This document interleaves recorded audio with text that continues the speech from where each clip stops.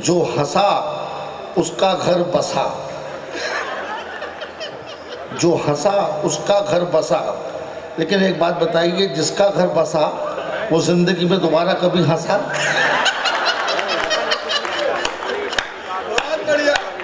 जिसका घर बसा वो दोबारा जिंदगी में कभी हंसा? कभी नहीं हंसा, क्योंकि शादी के कुछ दिनों बाद उसे गृहस्थी के सांप ने डसा। अद्भुत आइटम है, ग्वालियर से मंगाए गए हैं। मैं कोई भूमिका उनके लिए नहीं पढ़ूंगा। आइए जोरदार ताली से प्रदीप चौबे जी को आमंत्रित करें। ये सब गंभीर कवि हैं, जिंदगी में कभी हंस के दिए नहीं, मुस्कुराए नहीं। मैं हंसने हंसाने में विश्वास करता हूँ, क्योंकि किसी ने कहा है कि जो हंसा उसका घर बसा, जो हंसा उसका घर बसा। लेकिन एक बात बताइए, जिसका घर बसा वो जिंदगी में दोबारा कभी हंसा?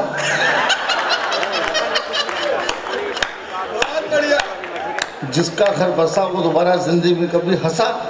कभी नहीं हंसा, क्योंकि शादी के कुछ दिनों बाद उसे गृहस्थी के सांप ने डसा।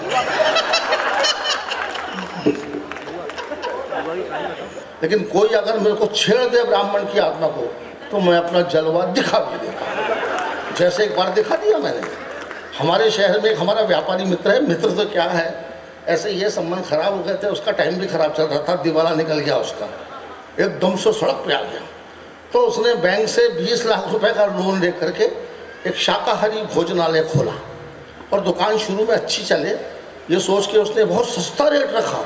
बाहर बोर्ड लगा दिया, 25 रुपये में थाली, जिसमें 6 रोटियां शुद्ध घी वाली, 2 सब्जियां, 2 कटोरी दाल, ये वो सलाद वलाद पापड़ मापड़, दुनिया भर के आइटम रख दिए। आखिरी में पान भी रख दिया, और नीचे लिख दिया कि इतना तो 25 रुपये में पाएँ, और 50 रुपये लेके आए तो चाहे जितना खाएं। ये लाइन मेरे को पसंद आ गई। 50 रुपये वाली लाइन मुझे काफ़ी आकर्षक लगी। दूसरे दिन मैं 50 रुपये लेके गया, ओपनिंग था 11 बजे, मैं 11 बजे ठीक पहुंचा 50 रुपये लेके। पहला ग्राहक मैं था और आखिरी भी। मैंने सुबह 11 से लेकर रात के 9 बजे तक किसी को घुसने नहीं दिया। रोटी तवे से उतरे और मेरे भीतर, कोई खा कैसे सकता था। रात के 9 बजे अपने पेट पे हाथ फेरता हुआ मैं बाहर निकला, तो होटल का मालिक काफ़ी जली भुनी निगाहों से मुझे देख रहा था।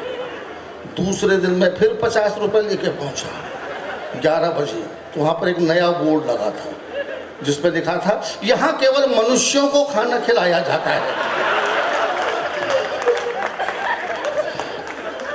साली ने एकदम उतार दी मेरी। फंस जाते कभी कभी ज़्यादा होशियारी करने पर, इसलिए उतना ही खाना चाहिए जितना अपना मन करे। जैसे एक मास्टर ने बिल्लू से पूछा, बिल्लू तेरे पिताजी क्या करते हैं? बिल्लू तेरे पिताजी क्या करते हैं? बिल्लू बोला, मास्टर साहब हम लोग 20 भाई बहन हैं।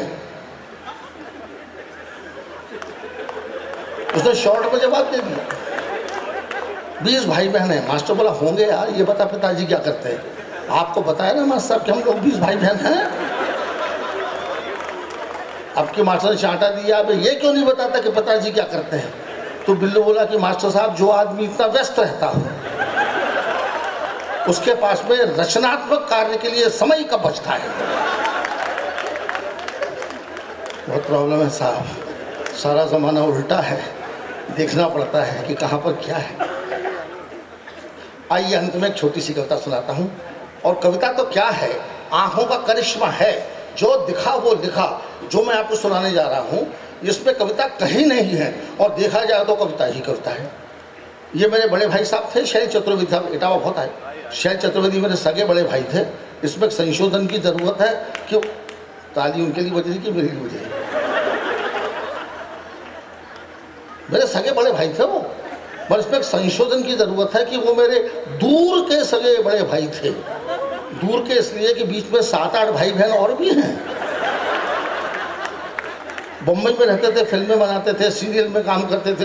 एक बार मैं बम्बई गया तो मुझे फिल्म शूटिंग दिखाने ले गए। साहब शूटिंग इतना बोर आइटम होता है, मैं तो 15 मिनट बोर हो गया। मैं कहा आप करो भैया, मैं तो जा रहा हूँ।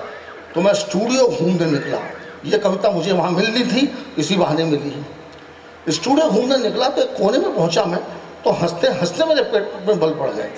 वहाँ सिनेमा के पोस्टर लगे हुए थे, उन पोस्टरों से मुझे कविता मिली। आप भी सुनेंगे, कहेंगे आप खून की। सिनेमा के पोस्टर सीक्वेंस में लगे हैं, हर पोस्टर के बाद में एक ऐसा पोस्टर है जो ऐसा लगता था कि जानबूझ के लगाया गया है, किसी व्यंग्यकार ने लगाया है, लेकिन सिनेमा के पोस्टर लगे हुए हैं और कविता मुझे मिलती जा रही है। मज़े लीजिए, पहले 4 पोस्टर सुन के ही आपकी आंखें खुल जाएंगी। हिंदुस्तान की कसम बन चुकी है फिल्म हिंदुस्तान। हिंदुस्तान की कसम, हम हिंदुस्तानी, हम नहीं सुधरेंगे, हम सब चोर हैं। ये फिल्मों के पोस्टर सीक्वेंस में लगे, कविता सामने आई। हिंदुस्तान की कसम, हम हिंदुस्तानी, हम नहीं सुधरेंगे, हम सब चोर हैं। ब्रह्मचारी शादी के बाद, ब्रह्मचारी शादी के बाद 9-2-11, ब्रह्मचारी शादी के बाद 9-2-11, दुल्हन एक रात की अब क्या होगा। 5 पोस्टर लिखे खाली कहानी से। ब्रह्मचारी शादी के बाद 9-2-11, दुल्हन एक रात की अब क्या होगा। आह दुल्हन वही जो पिया मन भाई। आह पिक्चर राज कपूर की थी। आह दुल्हन वही जो पिया मन भाई 20 साल बाद। आह दुल्हन वही जो पिया मन भाई 20 साल बाद गुमराह। झील के उस पार आन मिलो सजना, 2 गज जमीन के नीचे मैं इंतकाम लूँगा। झील के उस पार आन मिलो सजना, 2 गज जमीन के नीचे मैं इंतकाम लूँगा। पति पत्नी जानी दुश्मन, बाप बेटा हम आपके हैं कौन। खून का बदला खून भाई हो तो ऐसा। चोर पुलिस एक दूसरे के लिए, चोर पुलिस एक दूसरे के लिए। और 2 पोस्टर सुनिए साहब, पवन पुत्र हनुमान घर बसा के देखो। बेचारे हनुमान जी को भी नहीं छोड़ा। पवन पुत्र हनुमान घर बसा के देखो। और अंतिम 3 पोस्टर में खुद भाग खड़ा हुआ, लिखा हुआ था गांधी एक बार चले आओ हसीना मान जाएगी। आइए आखिरी में मैं आपको एक वैज्ञानिक मजेदार बात सुनाता हूँ, टेक्नोलॉजी पे सुनाता हूँ। प्रधानमंत्री मोदी डिजिटल इंडिया बनाने में लगे हुए हैं, पूरा हिंदुस्तान बन रहा है, अच्छी बात है। हमें प्रोग्रेस करनी होगी, हमें कंपटीशन करना होगा दुनिया से, ताकि हम भी टेक्नोलॉजी में प्रोग्रेस करें। हिंदुस्तान में टेक्नोलॉजी का जलवा ये है कि ऑनलाइन सर्विस आ गई, आपके घर बैठे बाजार पहुंच जाएगा, फ़ोन करिए सामान घर में आ जाएगा। अभी हम दोनों पति पत्नी की शादी की पुण्यतिथि थी, इसमें हंसने की बात नहीं। शादी करना पुण्य का काम माना गया है, हम दोनों ने पुण्य किया, तिथि आ गई। तो मैंने अपनी बीवी से कहा कि यार शादी की सालगिरह है, मैं बाज़ार जाके 1 किलो बूंदी के लड्डू ले आता हूँ। तो पत्नी बोली फ़ोन कर दो, जाने की ज़रूरत नहीं है, फ़ोन कर दो, डायरी में नंबर लिखा है, घर पे माल आ जाएगा। तो मैंने फ़ोन कर दिया, उधर से शुरू हो गया वो ऑनलाइन वाला, मिठाई की दुकान में आपका स्वागत है, मिठाई के लिए 1 दवाई है, रेवड़ी गजक के लिए 2 दवाई है, नमकीन के लिए 3 दवाई है। मैंने मिठाई के लिए 1 दवा दिया, लड्डू के लिए 1 दवाई है, रबड़ी के लिए 2 दवाई है, पेड़े के लिए 3 दवाई है। लड्डू लेने थे, मैंने लड्डू का 1 दवा दिया, बूंदी के लड्डू के लिए 1 दवाई है, खोए के लड्डू के लिए 2 दवाई है, बेसन के लड्डू के लिए 3 दवाई है। मेरे को बूंदी के लड्डू लेने थे, मैंने 1 दवा दिया। 1 किलो बूंदी के लड्डू के लिए 1 दवाई है। पीछे पड़ गया मेरे, वो तो पीछे ही नहीं, मैं तो फंस गया। 1 किलो बूंदी के लड्डू के लिए 1 दवाई है, 2 किलो के लिए 2 दवाई है, 5 किलो के लिए 4 दवाई है और 50 किलो के लिए 6 दवाई है। मेरा माथा भड़क गया, तो मैंने घबराहट में 50 किलो वाला बटन दबा दिया, 6 नंबर वाला। फिर बाद में घबराया, मैंने कहा मर गया यार, अब तो 50 किलो लेना पड़ेगा। तो फिर मैंने वही किया जो कोई भी इटावा वाला करता, मैंने फ़ोन काट दिया।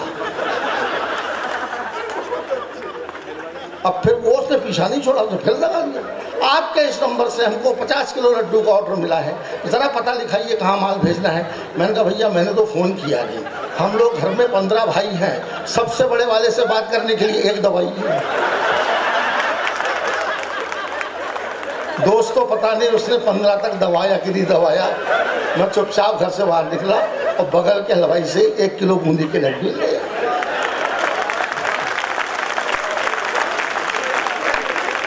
एक बार आकाश में प्रदीप चौबे जी के लिए तालियां बजाएं। बहुत शानदार उन्होंने सुनाया, क्योंकि प्रदीप चौबे जी जो हिंदुस्तान के टॉप हास्य 1 या 2 कवि अगर गिनती के आए तो उनमें प्रदीप जी का नाम आता है। जब प्रदीप जी ग्वालियर में बुलाकर, जब महोत्सव में बुलाकर ये कहते हैं कि मनोज, मैं जो भी करता हूं वो दुनिया देखती है, लेकिन जिस दिन मुझे मौका मिलता है उस दिन मैं तेरे जैसे अच्छे कवियों को सुनना चाहता हूं, क्योंकि तुझे सुनकर मेरे दिल को सुकून मिलता है। ये सौभाग्य मुझे मिला है।